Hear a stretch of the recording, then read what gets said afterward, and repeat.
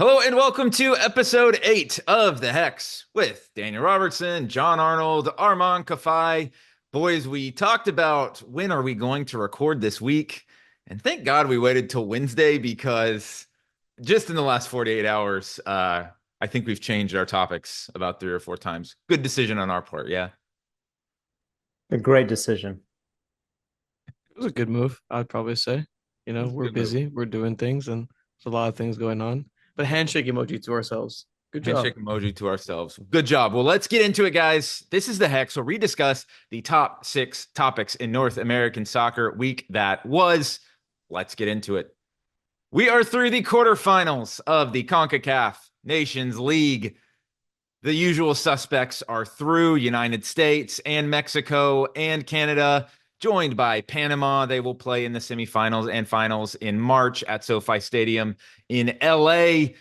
The paths are very different, though, to qualifying. 4 teams with very different paths. And we'll start it with John. Who is your biggest winner from the week that was? I'm going to say new managers. I think that Jesse Marsch, Javier Aguirre, and Mauricio Pochettino all got the job done. They're all in the Final Four, and now they all have a chance to sort of prove themselves against each other in competitive action in March. I was saying on this show, and I mean, it's not like you guys didn't believe me. You guys believe me. But I was saying and reminding everyone, hey, if you lose these games, the consequences are bad. Yep. Costa Rica is the Yep. top seeded team that didn't make it through, and they have to play a home and home series against Belize to make the Gold Cup.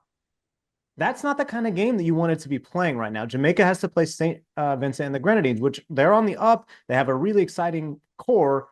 You don't want to have to go to those games, especially because if something goes wrong and you miss the Gold Cup, that's probably the end of it for you. And it should be. If you can't make the Gold Cup and the CONCACAF region, you're not going to be leading a North American team. So overall, I think the US, Canada, and Mexico struggled, but everyone got the job done. And Aguirre, I think, as the manager, looks pretty good, Armand. Why? Because he went for the first leg, they lose. He took one in the head, and then made 8 changes in the second leg. And I think that him being that active as a manager and not being afraid to sort of make big changes showed that he is in control of this team. He does have an idea of how to get the best out of it. And you saw the results against, frankly, insipid Honduras last night. Yeah, but that's not fair, though. That's not. I think that's discounting the success for Mexico, right? Like, I listed my big winner from the week was Mexico, because if you look at it, United States gave us the reason to remain excited. They kind of justified why we're all excited, and it's like, yeah, okay, great, but United States beating Jamaica is nothing new.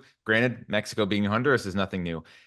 However, what I love that I saw out of Mexico, and I actually have something to ask you about this, John, but going down 2-0 and then coming back and getting the result that they did, Mexico is a team in talent wise that is behind the United States. And that is undeniable at this point, that from pure talent on the field, they're going to have to win with Brito, right? And they did it against Honduras on Tuesday. And that showed me something. Yeah, I think that they were really good in that second leg, and it shows to your point about the talent. Who stayed? Raul kept his spot. Edson Alvarez kept his spot. Cesar Montes, the center back, kept his spot. Everybody else got swapped out.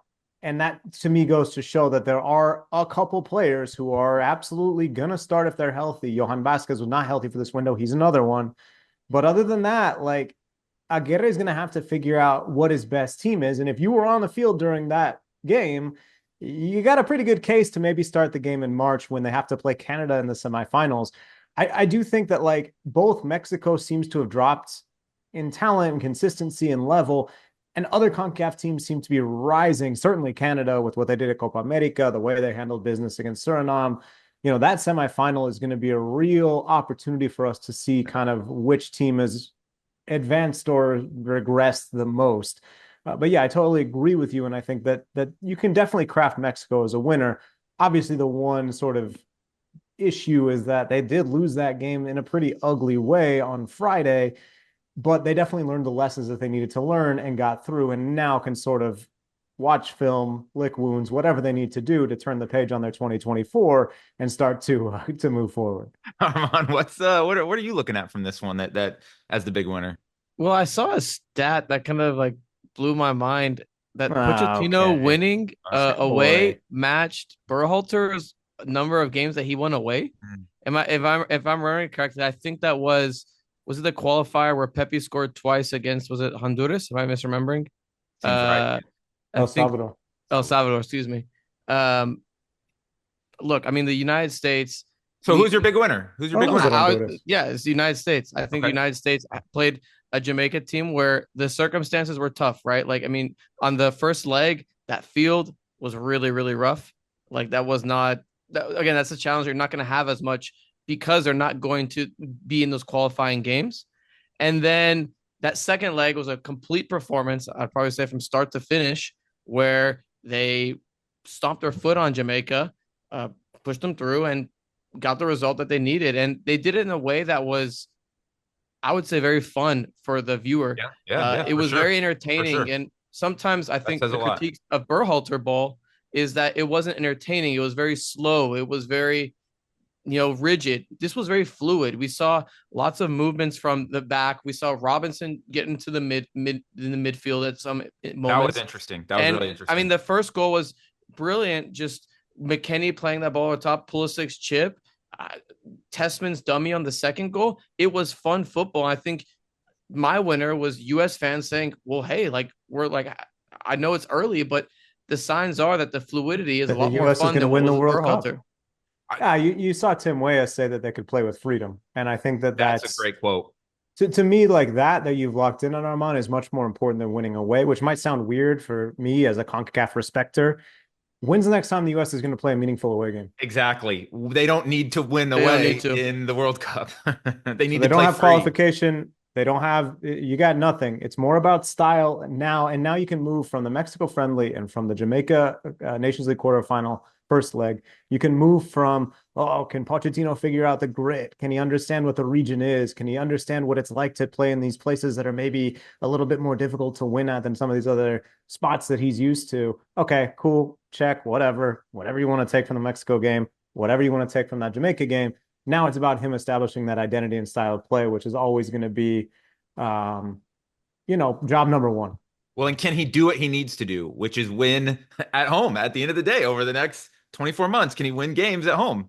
I do want to call out real quick. We got to give a shout out to Canada. Since Jesse Marsh was appointed, Canada is now 5 wins, 3 losses, 5 draws. They're unbeaten in 6 matches, and their 3 losses, 2 to Argentina and 1 to the Netherlands. Teams they have played to and not lost: France, Chile, Venezuela, Uruguay, United States, Mexico. That CONCACAF Nations League semifinals and finals, and they will play Mexico in the semifinals. That's going to be an interesting one too, guys. It's still what, like 4 months away, 5 months away, but And I think I'm the putting a interesting digital clock behind me with a countdown. yeah, yeah. I think the interesting thing, Daniel, though, like one like small aspect, we kind of touched upon it on this show, is that the Nations League semifinals, it may be the one moment where we're going to see maybe a full strength Canada team because the Club World Cup, where FIFA Yeah. said, hey, you don't have to release your players. Who knows what happens in there for the Gold Cup? I know you're giving shout outs, Daniel. I want to give a shout out to the crowd in Toluca. I thought it was absolutely excellent. And I think Mexico, Yeah, I understand why Mexico plays in Azteca, but this little tour that I've been doing, the atmosphere in Guadalajara and Toluca have been excellent. And I've genuinely enjoyed. The crowd was electric in Toluca. It was so much fun to watch. it's a great place to watch a game no matter what. And they just got further and further riled up by that moment with Javier Aguirre getting plunked in the head with a can in the first leg. Well, John, I'm so glad you mentioned that, Armand, because John, I did have this in one of my mental notes to actually ask you about was, do you think that the comeback, there's some sort of mental block of playing in an Azteca with 90,000 people and a Mexico City crowd that's probably going to be on your back from the first moment, being down 2-0, to a Toluca crowd that seemed to be pushing them on from the first moment? Obviously, it was a good first half. There didn't seem to be any negativity there. Do you think there is a difference in playing in Toluca versus playing at the Azteca? For sure. The Azteca physically weighs on you. Mm. I've had the privilege to walk onto the field and when it's empty and you just feel the weight of the stadium and kind of the prestige, and they do a good job of communicating that in the walk to the stadium through the tunnels and everything. There's a lot of pictures and records of history. So that can be a factor. And the other thing is the crowd. The crowd of the Azteca is typically the same folks who are going to the same Mexico games. I'll never forget that the last game before the World Cup, I was there in 2018, and they were sending off Mexico to Russia. They beat Scotland, and they booed, and it just didn't really, it wasn't an amazing performance, Not but like really they're a just trying send to get off to the there, huh? World Cup without injuries, and that's what they did. They got a win, and people were mad. And it's like these are the same fans who see the same game and the same team over and over again. Even though Toluca is not far at all from the Azteca, it's a different group, a different vibe, and it certainly helped push Mexico for that big, big win this week. If we're looking at big winners from players this last weekend, you can go no further than Ricardo Pepi. In the absence of Fuller and Balogun, over the last two windows, he's seen increased minutes. He scored in both wins over Jamaica this last week. Following his club form, he has 7 goals in just over 500 minutes played for PSV. We've all seen the rumors, whether they are true or not, of him potentially being looked at some of the biggest clubs in the world. Armand, we're not going to see him again or Fuller and Balogun in a U.S. jersey until March. But right now, is he the clear number 9 for the United States? And is he does he have that spot? I'd say so because of the performances he's put in. I mean, plain and simple, with Balogun being out right now, we don't know how he's gonna play when he comes back from injury. I mean, sure, he probably is gonna pick back up where he left off, but again, we don't know. You need a sure thing in windows that are so small, right? Pochettino doesn't have that much time to implement and mess around, tinker around, experiment. No, the World Cup is in less than 2 years right now, guys. Like it's coming up like very rapidly. You need sure things. And at the moment, Pepe has shown that he's a sure thing. Sure, at the club level, I think we've seen the beef that PSV has had with De Jong and Pepe in those moments. But right now, yeah. I mean, I don't know if you guys have been keeping track, but like the Pepe is they want to play him, but the manager is like, hey, we're gonna play De Jong, and it just go back and forth to where De Jong is like, hey, I'm not gonna move, and Pepe's like on the rise up. So that's where that's where some of the transfer links are coming from. And when it comes to what Pepe's done in the national team uniform, I mean, all he's done is score. And we saw in the 2022 World Cup when the United States did not call Ricardo Pepi, what was one of their issues? They couldn't score, create good or create moments in the box. So for me, John, look, with a limited amount of time that Mauricio Pochettino has, Pepe right now is in the driver's seat just based on performance that he's put in the last few matches. It's not just about the limited time until the World Cup. It's that the Nations League, which is the next competitive fixture that the U.S. has, the semifinal is Thursday and the final is Sunday. So yeah, maybe you can get the guys to LA by Tuesday if you're lucky, if you get the right direct flights and everything. You should get an Amsterdam to LA direct. But the preparation there is going to be very limited, like you're saying. Then in the summer for the Gold Cup, you're going to have more time to mess around, to tinker, to try new options. I think that's maybe the time when Pochettino will potentially be able to work out some of those things. But I think Pepe has kind of done enough to pull himself into the lead. And also the chemistry looks strong, right? It looks like he gets what Pulisic wants him to do. And McKinney follows and he understands where Jedi is going to be. All those things are important. And I don't think it's any fault of Balogun. I don't even, if you put him head to head healthy right now, hey, who's better? I don't know which direction I'm necessarily going, but I do think that he's pulled ahead in this instance as the national team starter because of this window that he had. And he actually looked pretty good in the previous one, too, when Josh Sargent, also injured, did not. The thing going through my head is simply the difference between Ricardo Pepi and Jesus Ferreira, and one going to Europe at an early age and one that hasn't. And let's see where their careers are going, right? Because Ricardo Pepi is 21. He almost, I don't want to say he seems old at this point, but he is 21. And every player that goes to Europe, there is going to be something that you find. They get pushed down, and can they get back up and restart their career? Because when he went to Augsburg, it was a disaster, right? He got kicked in the butt. It didn't work out for him. He went to Groningen, which was the perfect spot for him, scores goals, gets to PSV. He's confident now. And you can say at this point, he understands what it means to play in Europe. And not only that, but to be in competition with another national team forward at your club, where De Jong, who's playing for the Dutch national team, many would say a higher level than the United States national team, right? And so he is learning that, and he's learning that competition. He's learning the dog eat dog world of it. The same thing Weston McKennie did when he left Dallas to go to Schalke, not even playing in MLS. We've seen that, right? And I'm not trying to get Jesus Ferreira catching any strays here, by the way. I'm just saying it's interesting to see how he has jumped so far ahead where Jesus isn't even getting called Look up. at Canada, right? Mexico's number 9 is undoubtedly Raul Jimenez right now. What did he do to surpass Henry Martin? Well, he's playing week in, week out at Fulham. And even though he had a catastrophic and terrifying injury, he's now back testing himself against the best, knows how to recover from that. Jonathan David in the same situation. He didn't stick around long, in North America, and he's better for it. We know that this is true. Hopefully one day it's not. Hopefully our coaching and everything catches up to that. But I think when you look at the number 9s, Daniel, around CONCACAF, you can really see that those who are playing week in, week out in European leagues where that competition is so stiff, and if you don't score for 2-3 weeks, all of a sudden there's somebody else that they might get minutes. They might be, putting themselves in the shop window if you want to earn a transfer. All of a sudden that competition is there. Whereas you look at someone like Henry Martin, had a great game against Honduras, but there's a reason he's not the starter. Costa Rica, you can even go in that direction. Even, Alonso Martinez in good form, Manfred Ugalde in good form. They've got 2 options at number 9. You can see the places where that's not the case. And those national teams really struggle because in these short windows where you got to show up, play a game, and win, 9s are a huge portion of that, right? And Armand, who's the most important 9 right now to their team in CONCACAF? Because there's some really good options, and I'd love to hear your thoughts. Oof, that's tough, man. That's really tough. I would probably go Raul Jimenez, man.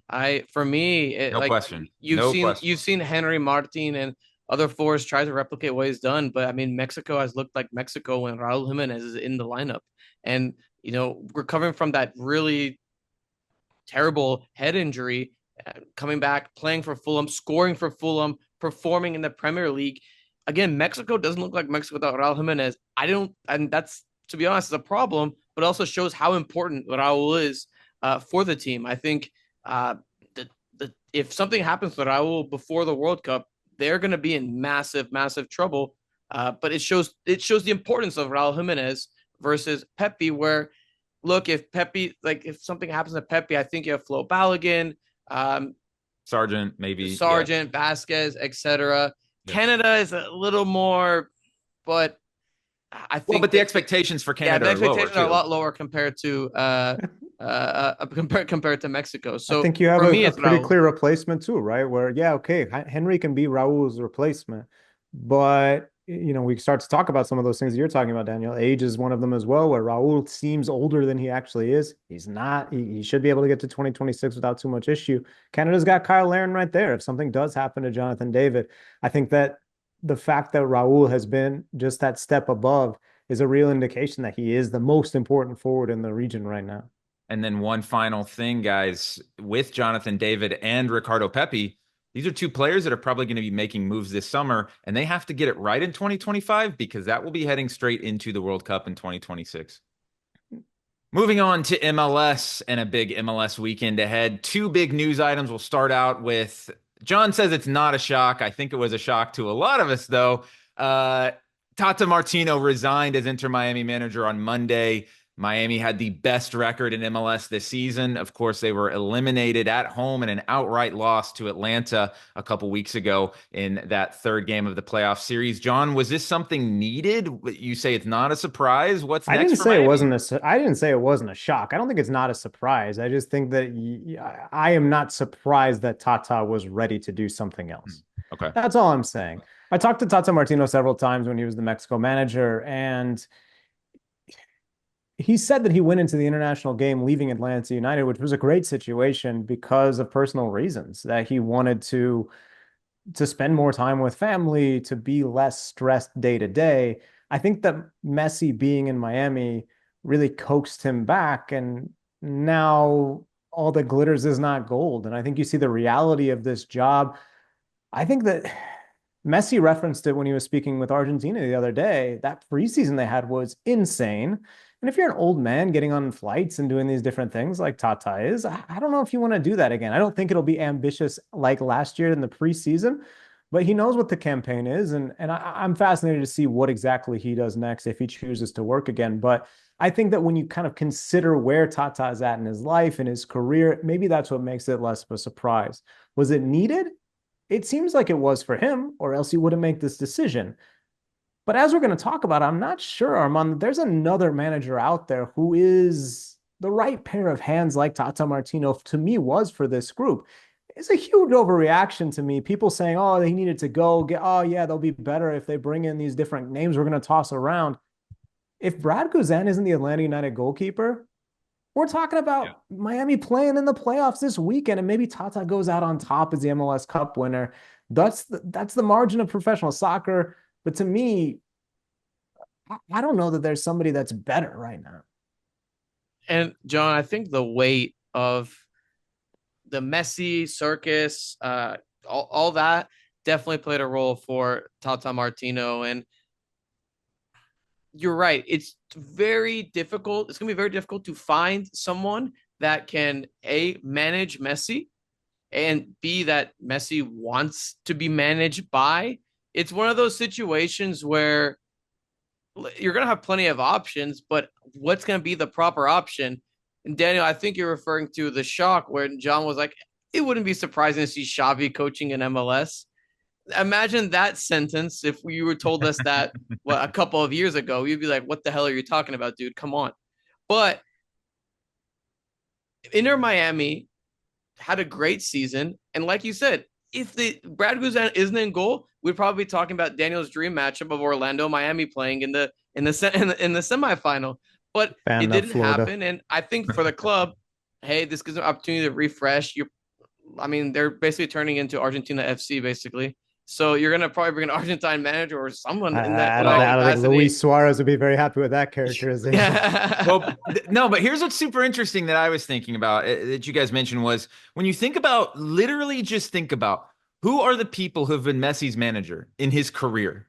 And at Barcelona, it was basically all Spaniards plus Tata Martino, except they're early in his career before Messi was truly like Messi, right?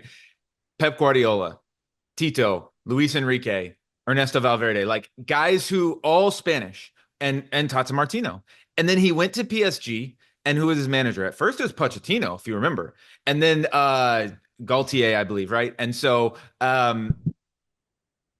how do we know what's going to work for him as a manager? Because it didn't work at PSG, and he was not happy at PSG. I don't know if that was down to Pochettino or many other things, right?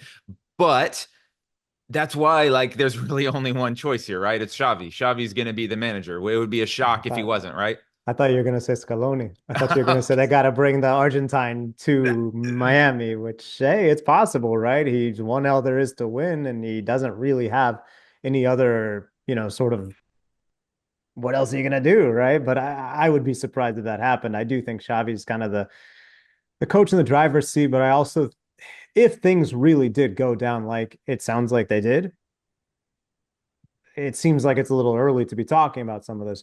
What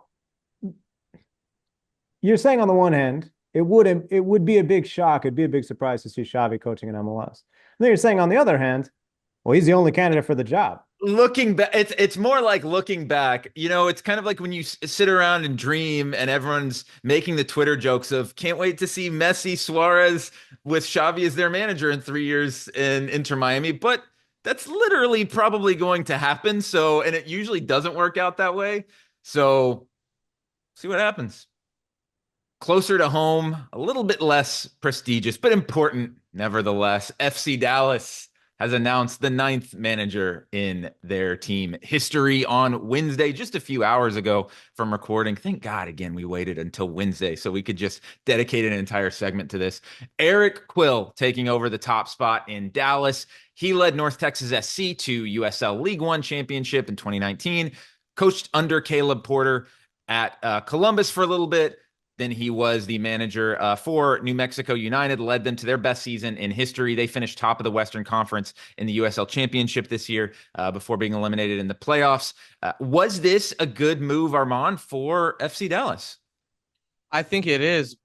Look, Eric Quill is a guy that knows the club. He knows the club. And he also played for the Dallas Burn. Let's not forget that part either. He led North Texas SC. He knows how to work with them. He knows how to work a team, but it's not about that, guys. Look, this club just goes through cycles. And look, they went through a cycle after Oscar Pareja left. When they went Luchi Gonzalez, another almost 2.5 year cycle, and another 2.5 year cycle. Whatever coach comes in, all right, great. Focus on development, all that stuff. But will Andre Zanata and quite frankly, Dan Hunt provide the proper resources and roster and not sell off a player and not do things just wonkily for whatever reason? Are they going to do things support the manager? Because look, with Luchi Gonzalez, we always talk about how Thiago Santos was sold right before the season started, and they're never able to replace him. With Nico Estevez, it looks like that they were trying to implement a new system, but didn't get them to players to implement that new system, even though it seems like all parties agreed to it. So what's going to get with Oscar Pereira back in 2017-18? They didn't even get the players that he wanted to bring in. So like, are they going to support them, or are we just going to talk about this and for this podcast in 2.5 years later? Are we just going to keep talking about the same thing happening again and again, where Michel's a new manager or something like that, or it's going to be Drew Keyshawn's chance finally or something? So look, I mean, awesome, but like, I think it's great, and fans are going to see exciting football, but the next 2 years might be pretty slow days for FC Dallas, especially with the renovations and the more emphasis on we're going to focus on development, which is important, but how much does that cop out from we're not going to spend as much either? I'm in the same place as you, because I think that Eric Quill is a good hire. I actually think he's a really good hire. Agreed. I think he makes a lot of sense for what FC Dallas wants to do. What does he do differently than Peter Luchin, who didn't win the job? I think it's youth development. And he's shown that by doing what? By leaving. I think the fact that he can point to what he did in the Crew organization and now with New Mexico makes him a much stronger candidate than someone who currently is in the facility in Frisco. But I hope I don't sound like I'm talking out of both sides of my mouth here when I say that. I also find this hire to be part of an unambitious trend, because the only manager in FC Dallas history who arrived with any first-team coaching experience is Oscar Pareja, who was beloved at FC Dallas as a player, then worked in the academy and as an assistant, and had a brief stint as the Colorado Rapids manager before returning. Never has this organization gone out and hired a manager who has proven first division success somewhere else. I might have said first team earlier. What I mean is first division. Obviously, Eric coached in a first team this year with New Mexico, but that's not the first division. I think it's a good level. I think it's a level that will help him in this job that he's about to take on. And I think it's good for people to be excited about this move, and it makes a ton of sense. It's super reasonable. And yet, I do wonder, when will FC Dallas fans be able to say, man, this is a guy who we know has had success. Maybe it's in MLS, maybe it's in a European league, maybe it's in Latin America. It just hasn't happened yet. And maybe it'd be one thing if we said, but they have a history of success with these managers. The best manager in FC Dallas history is Oscar Pareja, who came in with a little bit of seasoning. And I think I agree with you. It almost becomes a Dallas Cowboys type scenario, right? Where everyone is saying, who are the Cowboys going to hire as their new head coach? Well, there's about 90% of names you can throw out because they're like, they don't fit the Jones MO. They're not going to work with the Jones family. This isn't a Dallas Cowboys type hire. All the people they hire, there is a certain MO to what they do. Now, it doesn't fit exactly the same way as in soccer, but I think it becomes something like that. And Armand, you hit the nail on the head. Eric Quill, I think, is a great hire. He seems, by all accounts, to be a great coach. I think it will be the same cycle. He will probably have a lot of success in the first year or two. It will probably peter out, and then we'll be sitting here again three seasons down the line, again, looking at Michel, looking at something else, just because there is a 12-year history of this now. This isn't 1 year or 2 years. I think you also have to define what is success, because Dallas defines it differently than a lot of MLS teams do, I believe. So he may have a lot of success. The one other unambitious thing about it that's a little bit frustrating is when you hire an Oscar Pareja, when you hire a Wilfred Nancy, when you hire these people who have connections, they bring the ability to sign players that maybe you wouldn't have had the ability to sign. Is Eric Quill, and this is not a criticism of him at all, but is Eric Quill a guy who's going to bring in these players from South America, someone you may be in direct competition with another team to go sign? Potentially not. I do think he will bring in a knowledge of the players that perform well in the league, and it probably raises the floor of FC Dallas a little bit. But it's kind of status quo at the end of the day. Daniel, that's a really good point because with Nico Estevez, at least you got guys like Paul Arriola who were like, hey, we want to go play for him because of the experience they had with him on the national team level. And you know, some of the experience he's had in Europe as well, too. Like, who's the Spanish midfielder? I'm blanking. Ilar Mendy. Yeah, Ilar Mendy. like Ilar like Mendy. you have like that. Will Eric Quill have that pool? I don't know. And Daniel, like you said, it's hilarious because as soon as Jim Curtin was let go of the at Philadelphia Union, people were like, "Oh, FC Dallas," and everyone in there was like, "Hell no, that's not happening." Just like if, for example, if Ben Johnson from Detroit Lions was in line, like, no, everyone knows not going to the Cowboys. That's the same thing. FC Dallas. It's a family org, and it was funny. Multiple people who know the team, like Buzz Carrick and everyone, were like, "Hey, we're like, it's gonna be Eric Quill. Eric Quill is gonna be the guy." They're so confident, not because of like they know so much, they do, but like it's because the patterns are so obvious. One of the best overall weekends of the MLS season is here. It's conference semifinal weekend. We're through with the 3-game playoffs. One game, winner moves on. 30 minutes of extra time. No, the PK shootout will come after 30 minutes this time, not after 90 minutes. We like that. 30 minutes. John doesn't like that. John likes the straight to PK shootouts. Yeah, dude. No, I agree with him. Extra time. Propaganda worked. The playoffs is one time where I'm like, maybe, but in tournaments, stop playing extra time. It is almost universally terrible. Well, in the Western Conference, LAFC hosts Seattle late on Saturday night, a 9:30 lead-in to the Las Vegas Formula One race. And then the Galaxy host Minnesota, 5 p.m. Central Time kickoff on Sunday. Armand, which match are you most excited about from the Western Conference? Look, I feel like I've seen the LAFC Seattle matchup so many times that like I'm kind of not excited for it. I feel like it's going to be kind of a slow slugfest to a degree. I'm excited to see what Eric Ramsey can do against the Triple Ps, as John coined in his article today. I'm excited to see how Minnesota United, who statistically has actually had a pretty decent year, can go up against the Galaxy. Are they going to set up a formidable way to stop the big three up top? And for me, it's the best matchup. I think this is the matchup, guys, that could go into extra time and could potentially go to penalties. LAFC Seattle, I think, can get resolved in 90 minutes. This one could be, I think, a back and forth affair, especially with guys like Kelvin Yeboah for Minnesota United, who've had excellent seasons. And again, the firepower that is the LA Galaxy. I mean, they're just fun to watch, guys. I enjoy watching the LA Galaxy. So that's my matchup that I'm very interested to see. But John, is there a worry that they finish things too quickly? And now, what has it been, 3 weeks since they Sorry. Interesting.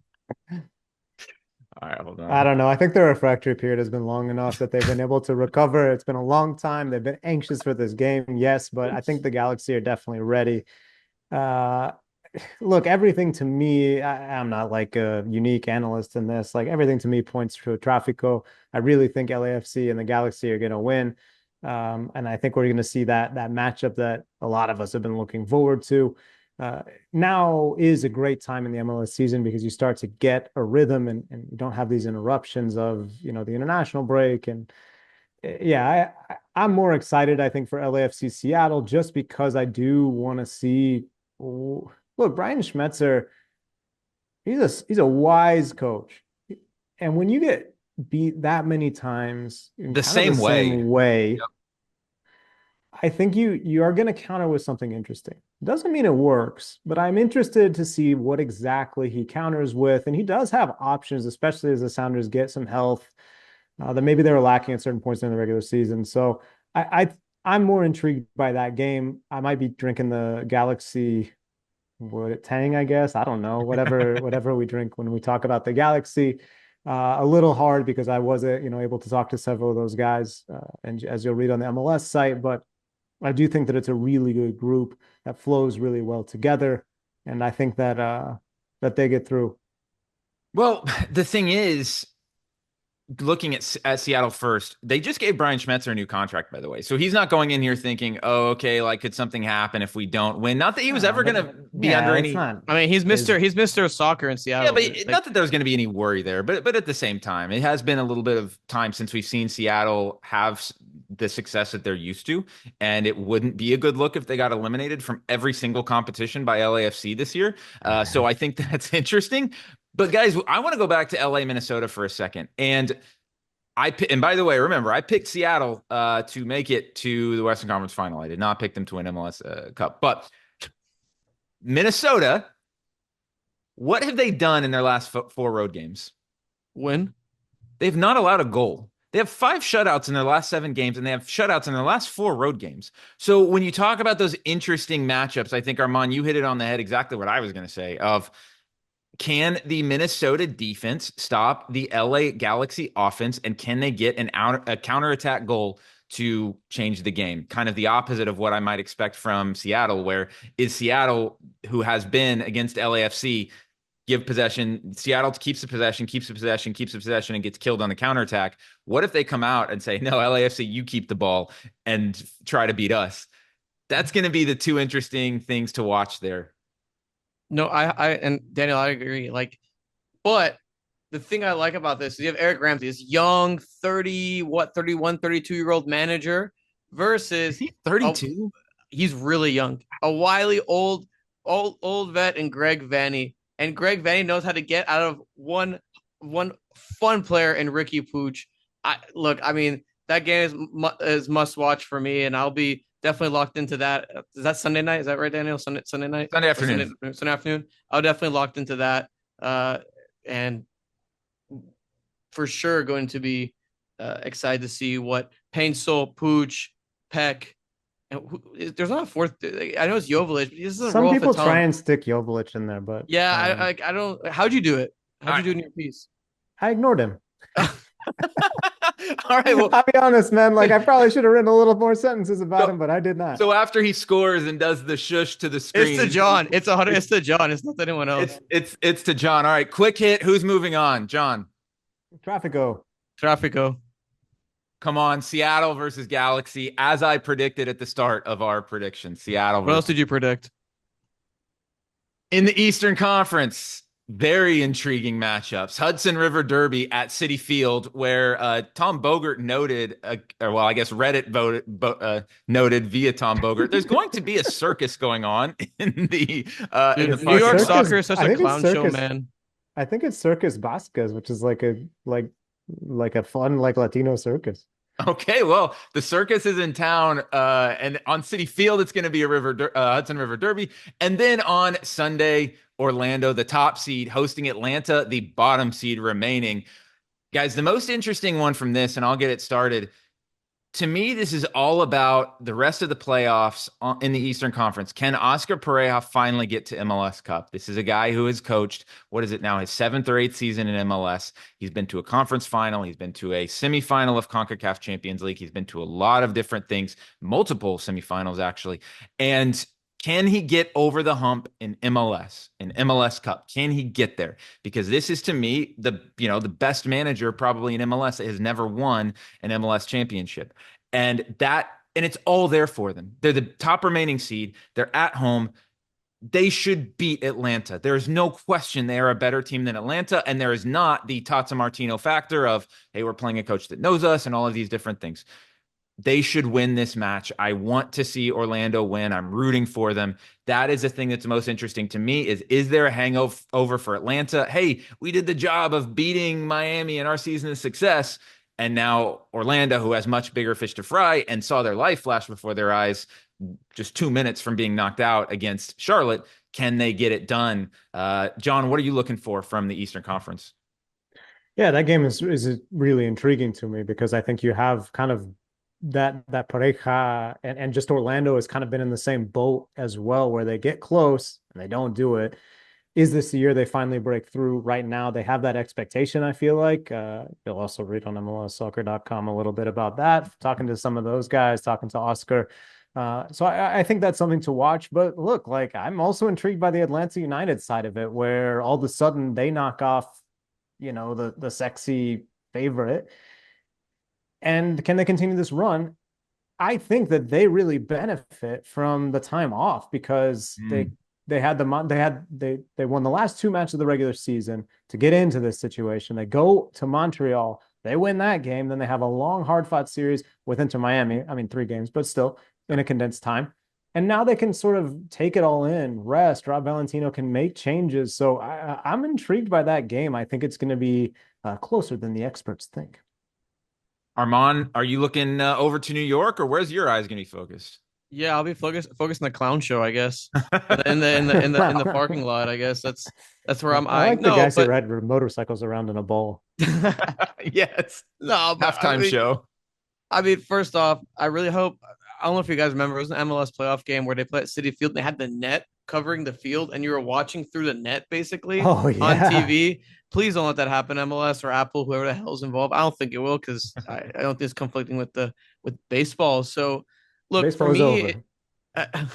Yeah. for me, it's I'm drinking the Red Bull right now. I'm drinking a sugar-free Red Bull. Well, not right now with me, but I'm drinking the sugar-free Red Bull. Look, by all accounts, everyone was talking about how this season was rough for Red Bull, how they've struggled. They are, I'd probably say, a win away from marking the season as a success under Sandro Schwartz. And the way he set up in Columbus in leg one versus leg two showed the versatility that he's implemented in the team.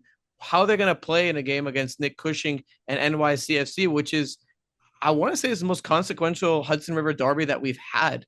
With going into the playoffs because they didn't play in the Eastern, they haven't played in the Eastern Conference Final. So I mean, I think this is the most consequential one that's out there. And with the return of Forsberg back into the group, with guys like Edelman who've been outstanding. I mean, Carlos Coronel, who was great in that shootout. I think we're looking at a Red Bull team that's full of momentum, full of they're ready to play and Energy? Are they energy full of because of energy? energy during soccer. And Got they've, some Do you wings. think do you think Jurgen Klopp would show up if they make MLS Cup? He has to, right? I He's mean, got I to be think he, watching I these. think he definitely would, to be Well, honest yeah, with he you. has the Apple TV subscription, obviously. But Well, but like, is he's also That's a part honestly of, one of the funniest. I know this is like so dumb and we're long on time, but that's one of the funniest things to me is thinking about Jurgen Klopp logging into his Apple TV to watch the games. I to just think watch the that's funny. game. and how it's Yeah, I kind mean, of what hard else? to find the MLS like button. He's accidentally watching like what's one of the shows on there? The guy Like who's Ted talking. Lasso or something The on morning accident. show. Yeah, he gets stuck watching, and he's Shrinked like, is I can't. Shrinked on there? He's texting someone in the stadium. How do I find Apple TV the season pass? That's my That's your Klopp? Oh That's a no. crazy Klopp that's a impersonation. great That's a crazy one. Armand, who's No, playing in the Eastern Conference Final? Atlanta Red Bull. We're getting a recreation of the 2018 Eastern Conference Final Oh, that's some good between knowledge. between John? Atlanta and Red Bull. Orlando and NYCFC. That's mine. Orlando NYCFC. I Uh, think that they there's came in the league something together too, right? Didn't they join the league together? Sorry, that's I'm pulling some deep cuts. I apologize. yeah, that's a deep cut, but yeah, we'll say sure. I mean, I think that NYCFC has a little bit of Red Bull's number over the years. I think they've shown it recently. They beat them in both games this year. So give me NYCFC, and man, I'm going to be depressed if Orlando loses to Atlanta. So Wow. please don't let that happen. Don't Well, let guys, Daniel be depressed, please.